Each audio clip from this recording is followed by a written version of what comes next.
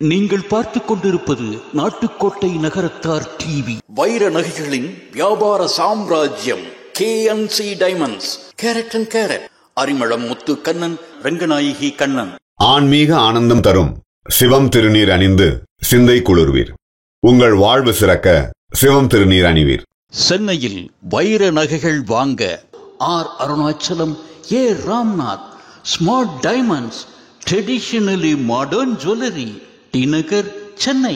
ஓம் சக்தி ஓம் சக்தி ஓம் சக்தி ஓம் ஓம் சக்தி ஓம் சக்தி ஓம் சக்தி ஓம் ஓம் சக்தி ஓம் சக்தி ஓம் சக்தி ஓம் ஓம் சக்தி ஓம் சக்தி ஓம் சக்தி ஓம். கல்லாக மரமாக காய்ந்தவர் தம்மையும் கனியாக மாற்றும் அருளே, கந்தலுடை கட்டி அம்மா என்பார் வாழ்வு கடலாக பொங்கும் அருளே. ஓம் சக்தி ஓம் சக்தி ஓம் சக்தி ஓம் ஓம் சக்தி ஓம் சக்தி ஓம் சக்தி ஓம்.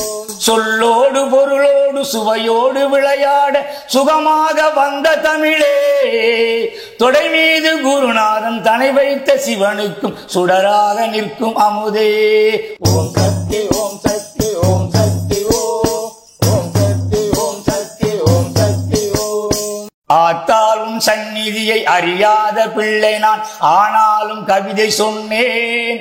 ஆடி வரும் கங்கையில் மூழ்காத காக்கை நான், ஆனாலும் பேறு பெற்றேன். ஓம் சக்தி ஓம் சக்தி ஓம் சக்தி ஓம் ஓம் சக்தி ஓம் சக்தி ஓம் சக்தி ஓம். காத்தாலும் மங்கள கையோடு முகத்தையும் கற்பனையில் காணுகின்றேன். கட்டாயம் உன்னருளை பெற்றே நான் வாழ்கிறேன், காலத்தில் அங்கு வருவேன். ஓம் சக்தி ஓம் சக்தி ஓம் சக்தி ஓம் ஓம் சக்தி ஓம் சக்தி ஓம் சக்தி ஓம். சேர்த்தாலும் அன்னையே செய்த பாவத்தை சிறிதும் நீ மதிக்கலாமாம். சிற்றறிவு ஆசானின் பேரறிவு காப்பதும் தேவி நீ மறந்ததுன்றா. ஓம் சக்தி ஓம் சக்தி ஓம் சக்தி ஓம் ஓம் சக்தி பூத்தாமரையன பொங்கு சிவநாதத்தை புரிந்தவன் கலந்தமயிலே.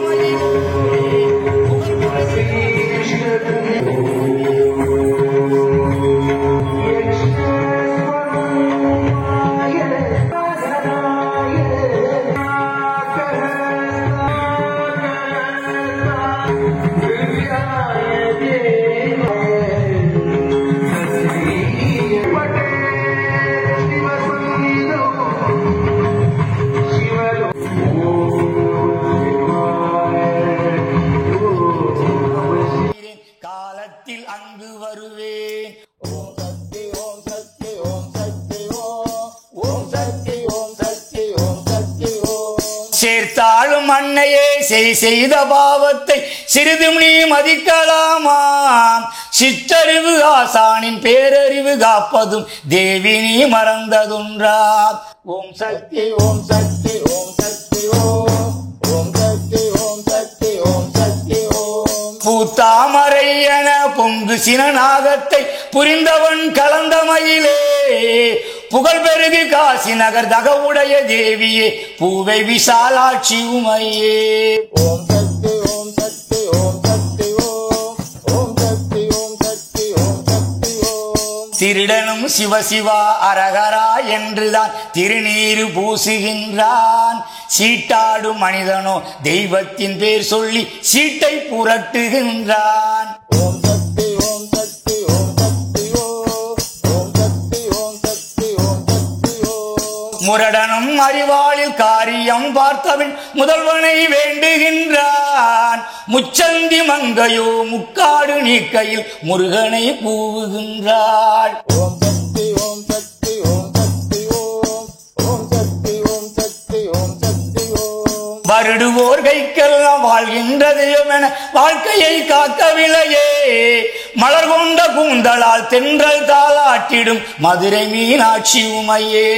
ஓம் சக்தி ஓம் சக்தி ஓம் சக்தி ஓம் ஓம் சக்தி ஓம் சக்தி ஓம் சக்தி ஓம். மானிடம் பெரிதென்று பூமியில் பிறந்த நான் மதிகட்டி சொன்னதுண்டு. மண்ணிலே புழுபூச்சி தன்னை விட ஈனமாய் வாழ்வதை பார்த்ததுண்டு. ஓம் சக்தி ஓம் சக்தி ஓம் சக்தி ஓம் ஓம் சக்தி ஓம் சக்தி ஊனுடல் மண் கேட்க உயிர்தனை நீ கேட்க ஊடாடி நிற்பதுண்டு. ஓங்கி வளர் மரங்களும் பாம்புடன் வாழ்வதை உளம் நொந்து பார்ப்பதுண்டு.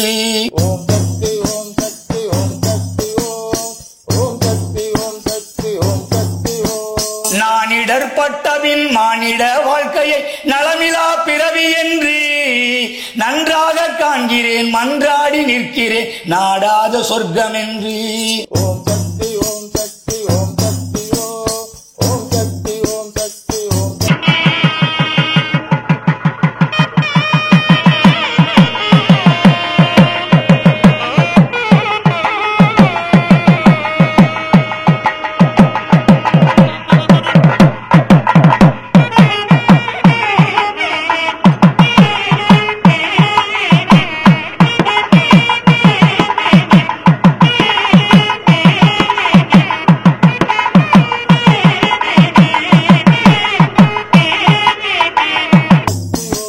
தேனிடம் மொழி வாங்கி விசுவேசன் மடியிலே சிந்திடும் அன்பு மயிலே சிறுவூடல் பட்டி வரை மறுபிறவி எடுத்த என் தெய்வ விசாலாட்சி உமையே.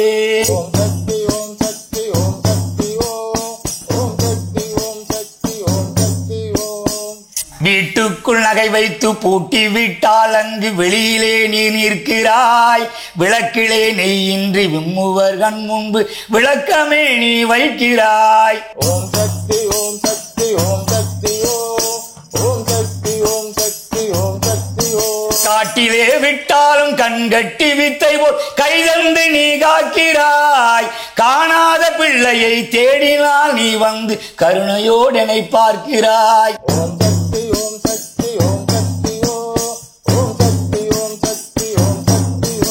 கூட்டிலே இட்டாலும் குயில் முட்டைதனை காத்து குஞ்சாக நீ ஆகிறாய். குழியிலே எறும்புக்கும் கோட்டிலே யானைக்கும் கொள்கையை நீ சொல்கிறாய்.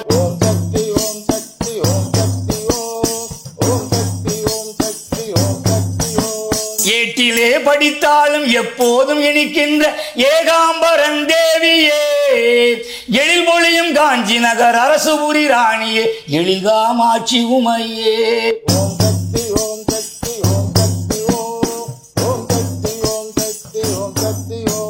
ஊமை குழந்தைக்கு நின் மகன் வேல் கொண்டு ஓம் என்று எழுதவில்லையோ. உலகின்ற பாண்டவ பாரத போருக்கு உன்னன் உதவவில்லையோ.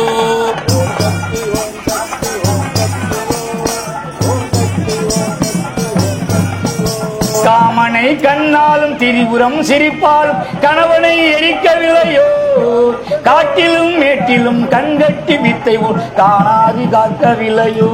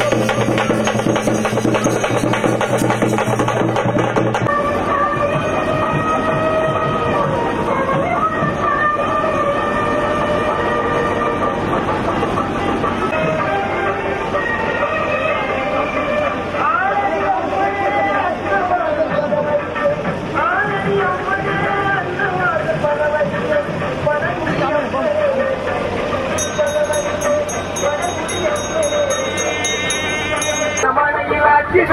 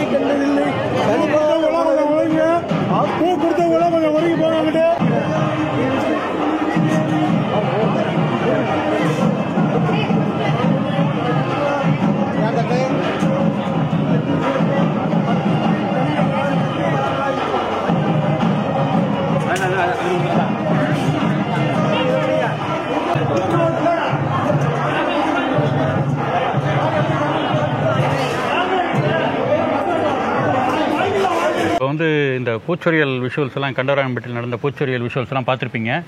இந்த கிணத்தடி காளியம்மன் கோயில் பூச்சொரிதல் அப்படிங்கிறது அதுக்கு ஒரு வரலாறு இருக்கும். அந்த வரலாறை வந்து பொதுவாக வந்து நம்ம மாதிரி ஆட்களுக்கு அதோட வரலாறு வந்து அத்தனை அதிகமாக தெரியறதுக்கு வாய்ப்பு இல்லை. அதனால் ஒரு சீனியர் மோஸ்ட் ஆட்கள்கிட்ட கேட்கலாங்கிற ஒரு எண்ணத்தில் இருந்தபோது நம்ம கண்டராயம்பட்டி வல்லநாட்டான் செட்டியார் அவர்களுக்கு வந்து அது வந்து மிக தெளிவாக அந்த வரலாறு தெரியும். இங்கே இருக்க நகரத்தார் சொன்னதின் பேரில் வந்து ஐயாவை சந்திக்க வந்திருக்கோம். ஐயா வணக்கம். வணக்கம். வணக்கம். உங்களுக்கு வணக்கம். நீங்கள் எங்கள் ஊருக்கு வந்திருக்கீங்க. வணக்கம். மகிழ்ச்சி. நன்றி ஐயா. உங்களை சந்திச்சதில் எங்களுக்கும் மகிழ்ச்சி. இப்போ வந்து இந்த பூச்சொரிதல் அதோட வரலாறு அது தொடர்பான விஷயங்களை கொஞ்சம் சொல்லுங்க ஐயா எங்களுக்கு. நீங்கள் இங்கே வந்து எங்களை பெருமைப்படுத்தி பூத்திருவிழாவுடைய மகிமையை பற்றி கேட்க வந்திருக்கீங்க. ரொம்ப நன்றி. இந்த பூத்திருவிழாவுடைய வரலாறு எப்படின்னா, புதுக்கோட்டை தீமையிலேருந்து பூத்திருவிழா இந்த பகுதியில் பரவிச்சு. சரி. நான் புதுக்கோட்டையில் ராஜராஜேஸ்வரம்மனுக்கு பூத்திருவிழா நடத்துவாங்க. திருவப்பூருங்கிற இடத்துல நடத்துவாங்க. அப்புறம் நார்த்தாமலையில் நடத்துவாங்க. புதுக்கோட்டை தீமைக்கு இந்த கொன்னையூரில் பரவலமாக அந்த காலத்தில் நடந்துக்கிட்டு இருக்கு. சரி. அப்புறம் அதுக்கு பிறகு சுதந்திர போராட்ட காலத்தில் இந்த சுதந்திர போராட்டத்துக்கு ஊக்குவிக்கிற முறையிலேயே இந்த பூத்திருவிழாக்கள் பல கிராமங்களில் கொண்டாடப்பட்டது. 1945க்கு முன்னாடி எனக்கு நல்ல ஞாபகம் இருக்குது. இந்த திருப்பத்தூரில் மகமாயம்மன் திருவிழா சிறப்பாக கொண்டாடுவாங்க. நாங்கள்லாம் சின்ன பிள்ளையா இருக்கும்போது திருப்பத்தூருக்கு போவோம். ஒரு நாள் ராத்திரிலாம் இங்கே செலவழிப்போம். ஆற்ற பாட்டங்கள் எல்லாம் நடக்கும். சரி. மகமாயம்மன்கிட்ட தான் அந்த ஏரியா அந்த பகுதியில் தான் சீதை பிறந்ததாக சொல்லுவாங்க. வரலாறு சீதை சீதை பிறந்ததாக சொல்லுவாங்க. அது திருப்பத்தூருக்கு பிறகு இந்த விழா பல கிராமங்களுக்கு போயிடுச்சு. கீரணிப்பட்டியில் நடத்துனாங்க. சரி. கீரணிப்பட்டி, அப்புறம் கொன்னையூர், குன்றக்குடியில் வீரமாகாளி அம்மனுக்கு, அப்புறம் தெக்கூர் இடத்துல ஒழுகுமங்கலப்பட்டி, அப்புறம் வந்து இன்னும் பல கிராமங்களில் போச்சு. சரிங்க. இந்த சுதந்திர இயக்கத்துக்கும் இந்த பூத்திருவிழாவுக்கு என்ன தொடர்புன்னு கேட்டால், இந்த பூத்திருவிழா விட்டு கூத்து நடத்துவாங்க. இப்போ அதை நாடகம்னு சொல்கிறோம். கூத்தா மதுரையிலேருந்து வருவாங்க, வந்து நடத்துவாங்க. நடத்தும் போது அந்த ராஜபாட்டா வரக்கூடிய நடிகர், ஸ்ரீபாட்டா வரக்கூடிய அந்த பெண்மணி எல்லாம் தேசிய பாட்டு பாடுவாங்க. தேசிய பாடல் பாடுவாங்க. சரி. ஒரு தேசிய பாடல் பாடுனா ஒரு சொல்லுவாங்க, நீங்கள் ஒரு ஸ்டேட்மெண்ட் கொடுத்தீங்கன்னா அது 40 பேருக்கு போய் சேர்றதாக ஒரு கணக்கு போட்டு வச்சுருக்கோம். சரி. நீங்கள் ஒரு செய்தியை சொன்னீங்கன்னா 40 பேருக்கு போகுதான். அந்த 40 பேர் இன்னும் 40 போய்கிட்டு இருக்குமா. அப்போ அந்த முறையில் தியாகி விஸ்வநாதாஸ், திருமங்கலம் தியாகி விஸ்வநாதன் அவருக்கு மண்டபம் கட்டிக்காங்க. சரி. அந்த கலைஞர் வந்து மண்டபம் கட்டிக்கார் திருமங்கலத்தில். அந்த மண்டபத்தை பார்த்துருக்கேன். அவருடைய பாடல் பிரபலமாக இருக்கும். இது மாதிரி புதுக்கோட்டை தொண்டமான் அவருடைய பாட்டும் பாடும். அது மைக் இல்லாமலே அவங்களுடைய பாடுற பாட்டு வந்து 2 பல்லாங்க கேட்கும், 2 பல்லாங்க 3 பல்லாங்க கேட்கும். எல்லாரும் தியாகி விஸ்வநாதன் வந்திருக்காரு, தியாகி விஸ்வநாதன் வந்திருக்காருன்னு சொல்லுவாங்க. 1948 முன்னாடி நடந்திருக்கும். இதுக்கு இந்த பூத்துருவிழாவுக்கு அரசாங்க அதிகாரிகள் நிறைய ஒத்துழைச்சிருக்காங்க. சரி. அப்போ நம்ம 45 முன்னாடி பிரிட்டிஷ் அரசாங்கம் வச்சு நிறைய ஒத்துழைச்சிருக்காங்க. இந்த மனமுள்ள பூக்கள் அனைத்தும் ஒரு நாள் இரவெல்லாம் இதை வச்சு எங்கே, அதாவது ஊர்களில் சவுக்கையில் வைப்பாங்க, ஊரணிக்கனா ஊரணிக்கையில் வைப்பாங்க. அல்லது இதுக்கு தனி பந்தல்கள், தனி கொட்டைகள் போட்டு வைத்து அதுக்கு ஒரு இதெல்லாம் வச்சு ஆட்ட பாட்டங்கள், ஒயிலாட்டம், கரகாட்டம், இப்படி எல்லாம் பொய்க்கால் குதிரை ஆட்டம், இப்படி எல்லா ஆட்டங்களும் நடத்துவாங்க. அப்புறம் 1940 முன்னாடி விலைவாசியெல்லாம் குறைஞ்சதை கண்டு அந்த பூத்துருவிழா 300-400 ரூபாய்க்குள்ள நடந்து முடிச்சிருக்காங்க. சரி. அப்போ விலைவாசி இப்போ பணம் விற்க ஆகி கூடியிருக்கு. அந்த பூத்துருவிழா விடிய போகிற நேரத்தில் கொண்டே பூவை கொண்டே அம்மனுக்கும் மகா காளிக்கும் அப்புறம் அந்த ஊரில் உள்ள தேவதைகள் அதான் அம்மனுக்கு தான் முக்கியம் கொண்டே கொட்டி பூச்சொரிதல்னு சொல்கிறது. பூத்துருவிழான்னு சொல்கிறதில்ல, ஆக்சுவலாக முன்னாடி பூச்சொரிதல்னு சொல்கிறது. பூவை கொண்டே சொரிகிறது. சொரிஞ்சு சாமியா தாயே நீ தான் காப்பாற்றணும், இந்த ஊரில் முக்கியமாக நீங்கள் வந்து அம்மன் நோய் வரக்கூடாது, பிள்ளைகள்லாம் நல்லா பிறக்கணும், பிள்ளைகள் நல்லா மழை பெய்யணும் அப்படின்னு பண்ணுவாங்க. அப்புறம் முதல்ல பூத்துலா நடக்கும். தண்டவராயம்பட்டியை பொறுத்தவரையில் 1945 முன்னாடி இங்கே இருக்க கிணத்தடி காளியம்மனுக்கு திங்கட்கிழமை காலையில் பால் குடம் எடுத்தது ஞாபகம் இருக்குது. பால் குடம் எடுத்துகிட்டு போவாங்க, திங்கட்கிழமை தான் எடுத்துட்டு போவாங்க, கொஞ்சோண்டு பால் குடம் எடுத்துகிட்டு போவாங்க.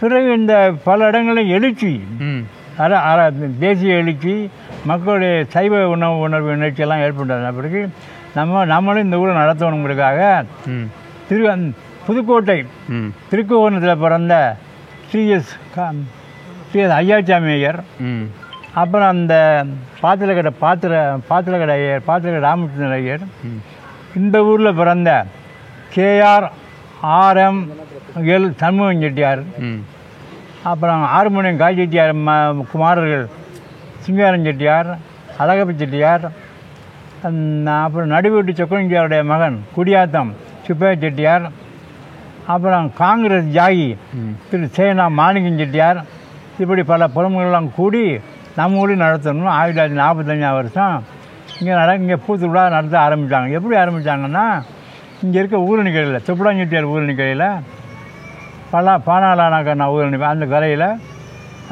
இங்கே கொட்டகை போட்டு பூத்தொட்டிகளை பரப்பி வச்சு நடத்தினாங்க. இதில் முக்கியமான பங்கு என்னென்னா, டிஎஸ் ஐயாச்சாமியர் இங்கே பள்ளிக்கூடம் நடத்தினார். அவர் புதுக்கோட்டைக்காரர், திருக்குவரணத்துக்காரர். அவர் ராஜேஸ்வரி கலாசாலை பள்ளிக்கூடம் நடத்தினார். அந்த பள்ளிக்கூடத்து பிள்ளை எல்லாமே பள்ளிக்கூடத்திலே பூத்துட்டு வச்சார். வச்சு அந்த பூத்துருவிழா அன்றைக்கி ஞாயிற்றுக்கிழமை காலையில், ஞாயிற்றுக்கிழமை வச்சு திங்கக்கிழமை காலையில் அந்த பிள்ளைகள்லாம் சின்ன பிள்ளைகள்லாம் பூத்துட்டு தலையில் வச்சுக்கிட்டு போவோம். அவர் தான் முதல்ல ஆரம்பித்தது முக்கிய கருத்து அவர் தான். அது ஆரம்பித்ததுன்னா புதுக்கோட்டை பின்னணி இருந்ததுனால அவருக்கு இது ரொம்ப உதவிச்சு. 1945 முதல்ல ஆரம்பித்தாங்க. சண்முகம் செட்டியார்லாம் ரொம்ப முக்கியமான பங்கு வகித்தார். அவரை மக்கள் அன்பாக பார்வதி பாலன் அழைப்பார்கள்.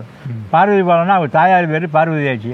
அதனால் பார்வதி பாலனா அவெல்லாம் ரொம்ப உற்சாகமாக, அவெல்லாம் வியாபாரிகள், கொழும்புல வியாபாரம் பண்ணவங்க, ரொம்ப உற்சாகமாக நடத்தினாங்க. இந்த இளைஞர்கள் கோஷ்டின்னு சொல்லிவிட்டு ஒரு பூ தேர் பண்ணாங்க.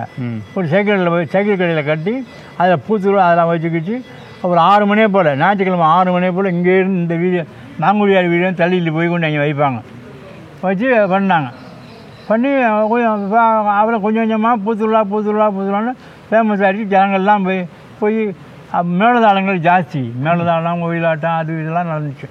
அப்புறம் 1900 அப்படியே அது பெருசாக வந்துடுச்சு. அது இது இந்த காளியம்மன் வந்து வனதுர்க்கையாக அங்கே போய் இருந்துச்சு. ஊருக்கு மேற்கே மேற்கே போய் இருந்துச்சு. எப்படி ஊருக்கு மேற்கே போச்சுன்னா 1677 வருஷம் கண்டவராயமில் ஒரு ஊரணி வெட்டினாங்க. ஊரணி அதாவது அதுக்கு பேர் சேமலங்கிட்டார் ஊரணி பேர். தோன்ற நேரத்தில் அந்த சிலை கலைஞ்சி வந்துருச்சு. காளியம்மனுடைய சிலை வந்துருச்சு. கிளஞ்சி வந்து இந்த மக்களுக்கு இப்போவும் ஆச்சா அப்பவும் ஆச்சா இப்போவும் இந்த காளி பத்திரகாளினா கொஞ்சம் பயப்படுவாங்க.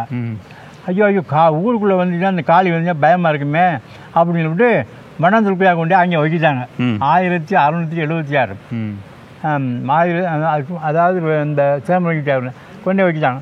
கொண்டு வச்சு இந்த பூசாரி மட்டும் போய் பூஜை வச்சுருந்தேன். 676 அப்படியே இருந்து 1676 1776 1976 1945 மற்ற ஊர்கள் ஃபேமஸ் ஆகிடுச்சு.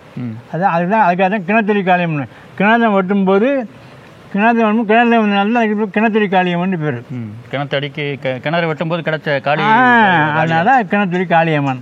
அது யார் செஞ்சாங்கிறது நமக்கு தெரியாது. அந்த காளியம்மனுடைய சிலையை எந்த சிற்பி செஞ்சார், அதனுடைய காலம் என்னங்கிறது இப்போ எனக்கு தெரிஞ்சவர் 1976 முன்னாடி செஞ்சது. அதுக்கு முன்னாடி யார் பண்ணாங்க, இப்போ அது பெரிய ஊரணியாக இருக்குது. அந்த இடம் ஊரணியாக இருக்குது. அந்த ஊரணிக்கு ஊரணிக்கு கிழக்கு கலையில் கிணத்தடியான ஒரு சின்ன ஆலயம் வச்சுருக்காங்க.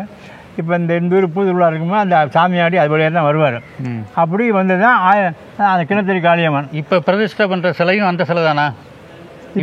இப்போ வணங்குறதும் அந்த அம்மா. அதாவது நம்ம நாட்டுடைய வழக்கு என்னென்னா, சில தேவதைகளை உக்கிரமான தேவதைகளெல்லாம் இங்கே மட்டும் இல்லை, கண்டபராயம் மட்டும் இல்லை, தமிழ்நாட்டுக்கிடாமல் எல்லாத்தையும் உக்கிரமான தேவதைகள் இருந்தால் சில ஆளுங்க இது பண்ணிவிட்டாங்க. இவங்க அதை பண்ணாமல் கொண்டே பத்திரமாக கொண்டே காட்டுக்குள்ளே வச்சுட்டாங்க.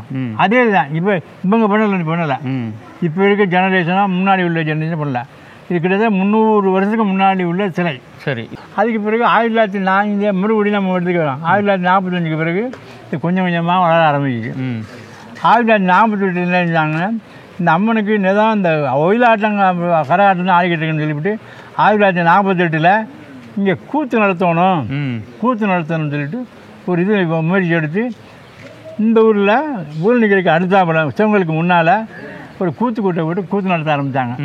1948. நீங்கள் அந்த கூத்தெல்லாம் பார்த்துருக்கீங்களா? நான் பார்த்துருக்கேன். கூத்து பார்த்துருக்கேன். பெரிய இந்த அறிஞர்கள் பெரிய ஆளுகள்லாம் வந்து படிக்கிறேன். ஒரு 4-5 வருஷத்துக்கு முன்னாடி ஒரு நடிகர் ஆச்சரியமாக இருந்துச்சு. நானும் கேட்டுக்கிட்டு இருந்தேன். பாரதியாருடைய பாடமிட்டான்.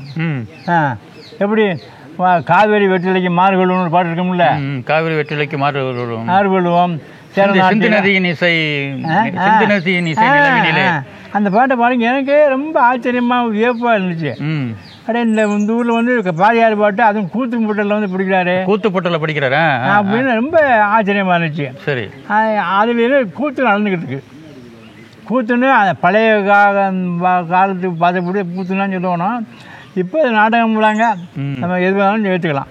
இப்போ தொடர்ச்சியாக நடந்துக்கிட்டு 1948 இப்போ இருக்க மாதிரி பப்போன் அந்த மாதிரிலாம் இருக்குமா, இல்லை அந்த காலத்தில் எப்படி இருந்துச்சு கூத்துங்கிறது? கூத்து அந்த காலத்தில் எப்படி நினைச்சோம்னா, ராத்திரியெல்லாம் கூத்து நடக்குமா.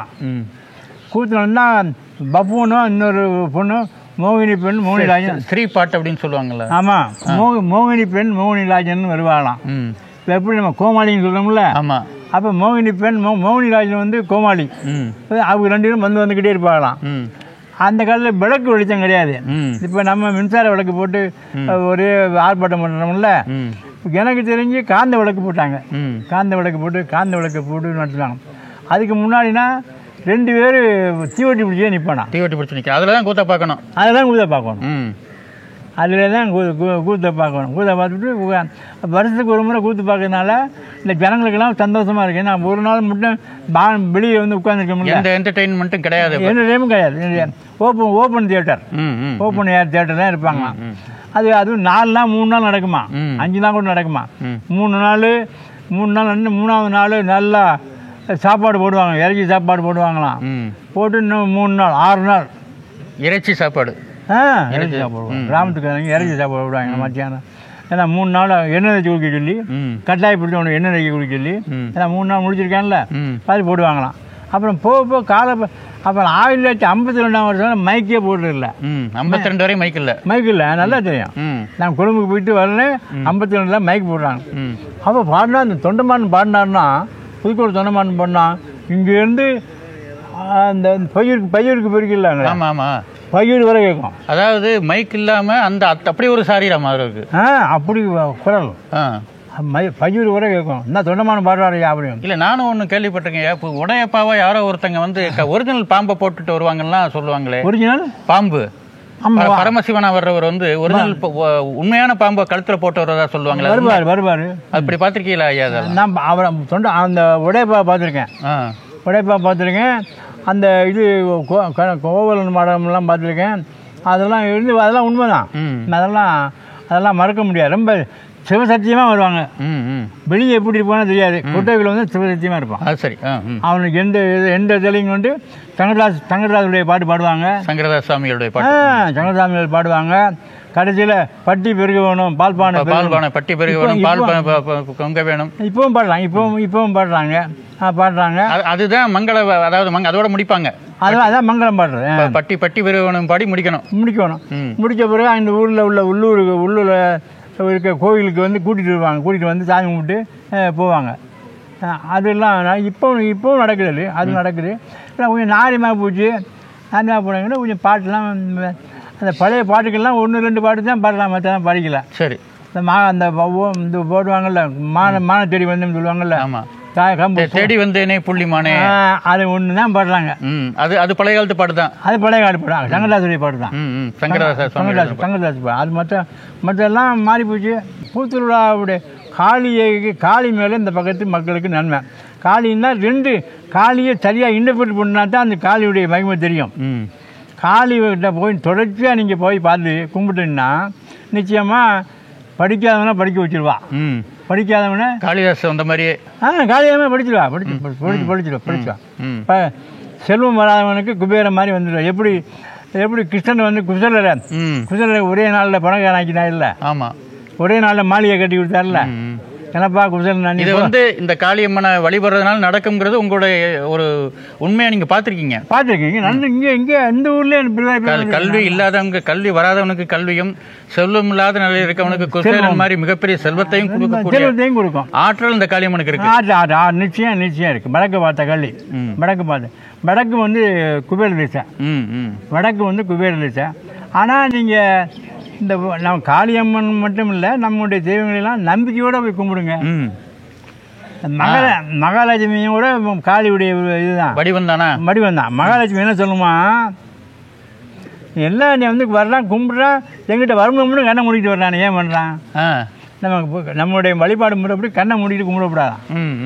நீங்கள் போனீங்கன்னா மகாலட்சுமி நிறைய கண்ணை திறந்துட்டு கும்பிடணுமா.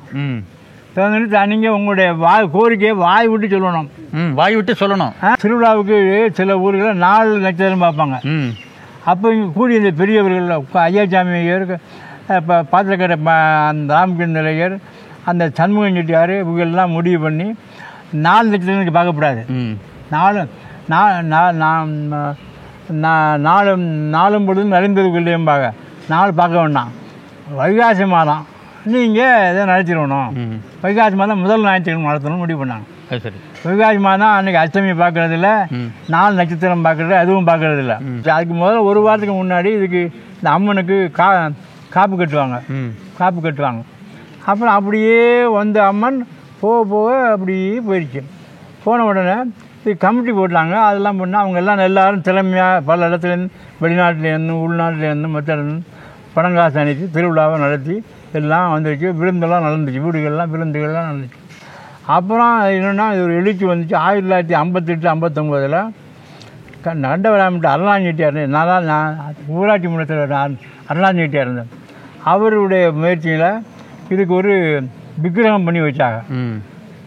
அதாவது பள்ளத்தூர் ஆட்சி விக்கிரகம் பண்ணி கொண்டாந்துச்சு.